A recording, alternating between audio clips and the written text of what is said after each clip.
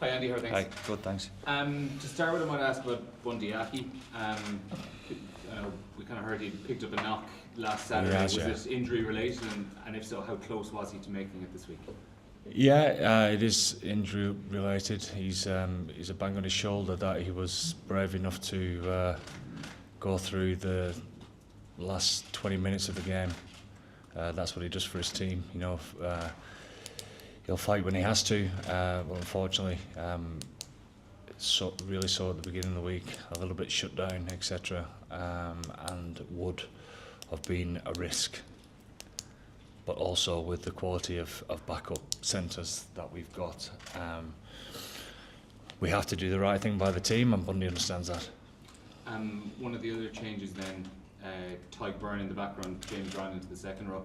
On Tyg in the back row, it's something you've tried previously, the first game of the Rugby World Cup. What are you hoping to see from it? What is the thinking behind it for this weekend's game? Well, I mean, you can talk about Tyg or Pete going to the bench, but what people are failing at this moment in time to talk about is James Ryan has been a starter for us for years and years and been a real leader within our side, and he's not happy sitting on the bench neither, and we've seen some real guts and fight and determination to want to get his starting place back. So he's I thought he had a great impact off the bench last week, and how he's trained throughout this tour so far shows that he's hungry, so we're hoping to get something from him, and also we know that Tyg Byrne's a world-class player no matter what position he plays in. And then also Caelan Doris as captain this week. It's something that's going to come up during the week around his communication with Luke Pearce last week, and there's obviously been he's spoken about it as well this season, about how it's been a work in progress for him stepping up to captaincy and dealing with that. Are you fully confident in his ability to work with the referees and the officials on the day? I'm more than fully confident. I thought he was excellent at the weekend. I think first and foremost he leads from the front. I mean, he's in outstanding form. His performance last week, never mind the leadership or the captaincy bit, he was outstanding. So that's, be the best version of yourself. That's the best form of leadership. But also he's a calming influence. He's bright. The questions that he's going to the referees with are the right ones. His manner is very good as well. I'm sure as Caelan goes through his leadership roles, and hopefully there'll be many more as far as captaincy is concerned. Albeit he is still in that infancy, isn't he? As far as trying to get some more experience there, hence why he's got this opportunity. But he'll continue to earn respect from himself as a captain, as a leader, but more so in the eyes of the referees as well. And Robbie came off, I think, with a head injury. Yeah. What was the timeline of him being available for today's game? He failed HIA? No, he didn't. His HIA. His concussion not confirmed, so he went through the protocols 2 and 3, flying colours, no concussion confirmed, so he's not missed any training this week. So he had to come off? It's the pings on the gum shield, yeah, and therefore the ruling at this moment in time, the pings on the gum shield, if it's before half time, you have to get a HIA at half time, and as we know, it's a tough old process to go through. If you had a conversation with Peter, what was that like? Obviously you're captain again for this campaign. What was the chat like? Very easy, because of how he is as a person, and you don't expect those conversations to be easy, but and don't get me wrong now, he's not accepting and he's not happy, obviously, but he does the right thing for the team. And that's at the forefront of his mind constantly, and that's proper leadership. He understands that we want to have a look in this direction to see how it goes.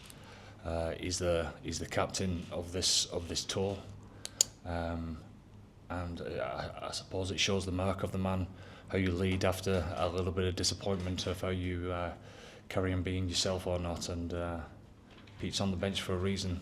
He makes people feel good. It's right when he's there, his presence and leading, and that has been so evident over the last couple of days. So he couldn't have done a better job in that regard. Andy, the Boks used quite a clever substitution strategy. We've seen that before. Yeah. Obviously it gave him momentum. I think that's the general consensus, even though you guys scored a couple of great tries as well. Yeah. But do you have a specific tactic in mind to deal with that? Yeah, stop it, please. Sorry? Stop it, please. Yeah, scrum harder. Yeah. Look, I mean, you look at the strength in depth that they've got and the quality that they've got coming off the bench. I mean, it says everything where South Africa are at this moment in time.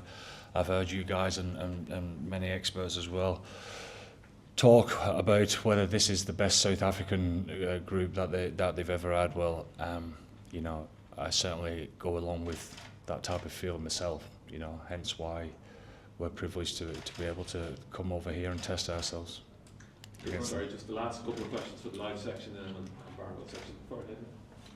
On the other hand, it's also a game of extremely small margins. Yes. I mean, centimetres. So, how would you get on the right side of those margins? What do you think it needs to? Which areas do you think you need to step up in? Quite a bit, actually. I mean, I've no doubt it was a great game to watch and exciting, a bit chaotic at times. You know, there was a lot going on, decisions-wise, or lack of them, and you know, all the talk's been of that as well. But that was a proper test match, and I get all that. But when we strip it back from our side, we're disappointed enough, especially like I said about our first half performance. It wasn't us doing things properly, and it might not seem like that to everyone, but to us it was. So therefore, we need to improve. We need to commit and be better than we was. I've no doubt South Africa are going to be twice as good this weekend, and so hence why we need to move pretty quickly this week as far as the honesty of where we're at and what we need to do going forward. Okay, last question for the live section. Yeah. Sorry, and on that game, if we go back to the World Cup game, I think a lot of people thought it was a great game in terms of the how accurate it was, how technical it was, how well both sides played. How much of a level down do you think last week was in those aspects, not in sort of... Yeah, I think it was down. I think it was down. Yeah, certainly from our point of view. I think South Africa played outstandingly well in that game as well. Is that a bounce of a ball or a refereeing decision or whatever it may be?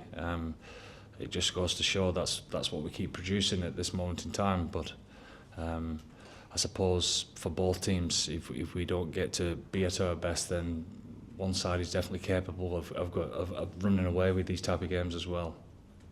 Thanks. Just last question for this section. Do you feel that you guys have a chance of salvaging this series? I mean, you went to All Blacks in 2022 and then won a series there, but you, of course, now it's just one game left. But do you feel that you've got a chance that you can salvage it and get maybe one? Do you think we've got a chance? You tell me. No, you tell me. It's nice to turn it around sometimes. I want to know what you think. Yeah, like I'm saying, because you think we've no chance, don't you? Like you can see the intention from South Africa that they really want to give you guys a very good game and then win the series. It's big for South Africa. I get that.